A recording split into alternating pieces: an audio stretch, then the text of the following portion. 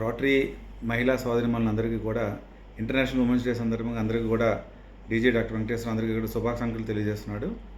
మీరందరూ గమనిస్తే మనకి 1905లో మన రోటరీ ఇంటర్నేషనల్ ప్రారంభమైన టైం అప్పటికి మన యొక్క ప్రపంచం యొక్క పరిస్థితులు లెక్కేసుకుంటే అప్పటికి ఉమెన్కి ఈక్వల్ రైట్స్ కానీ, వాళ్ళ ఎంపవర్మెంట్లో జాబ్ ఆపర్చునిటీస్ కానీ, ఈవెన్ ఓట్ హక్కు కానీ లేకపోవడంతో చాలామంది ఉమెన్ ఆ టైంలో ఆ కాలంలో చాలా ఇబ్బంది పడుతుండేవాళ్ళు. ఇంక్లూడింగ్ రిప్రొడక్టివ్ ఏజ్ గ్రూప్లోని ఉమెన్ ఇంకా ఎక్కువ సఫర్ అవుతుండేవాళ్ళు అన్నమాట. సో దానికి వెంటనే ఇమీడియట్గా చాలా ప్రక్రియ జరిగి చాలా ఫైటింగ్స్ కూడా చేశారు, చాలా ఉద్యమాలు జరిగినాయి.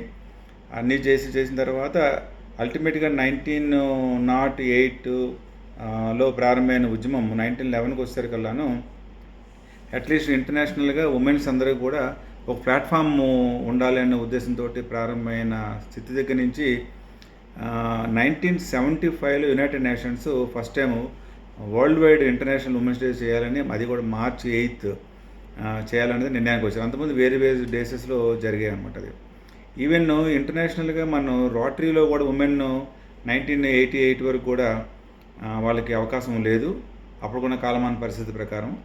సో అంచేత అప్పుడు 1989లో COGలో నిర్ణయం తీసుకున్నారు ఉమెన్ని కూడా రోటరీలోకి ఫుట్ ఇన్ అవ్వడానికి.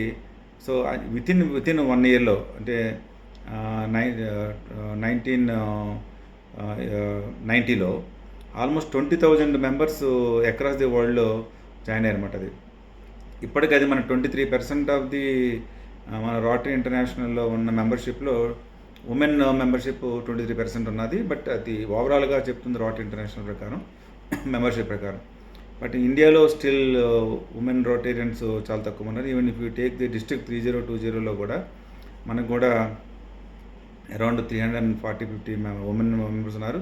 దాంట్లో యాక్టివ్గా సెలెక్టెడ్గా కొంతమంది ఉమెన్ చాలా యాక్టివ్గా మనకి మెంబర్షిప్ యాక్టివిటీస్లో పాల్గొంటారు అన్నమాట.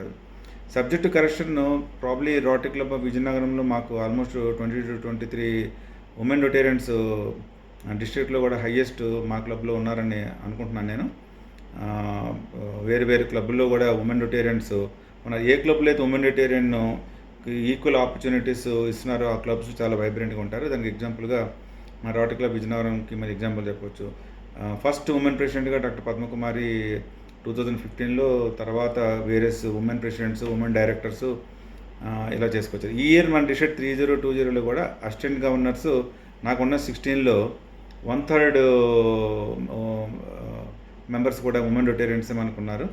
అట్లాగే నేను ఉద్దేశం అంటే మనకి ఏదైతే 33% ఉమెన్ ఉండాలని మనం ఎప్పుడైతే అనుకుంటున్నామో అది తీరాలనుకుంటే మోర్ ఉమెన్ ఇంటూ రోటరీ మనం చేసేటట్టు మనం ప్రతి క్లబ్లో కూడా యాక్షన్ తీసుకోవాలి.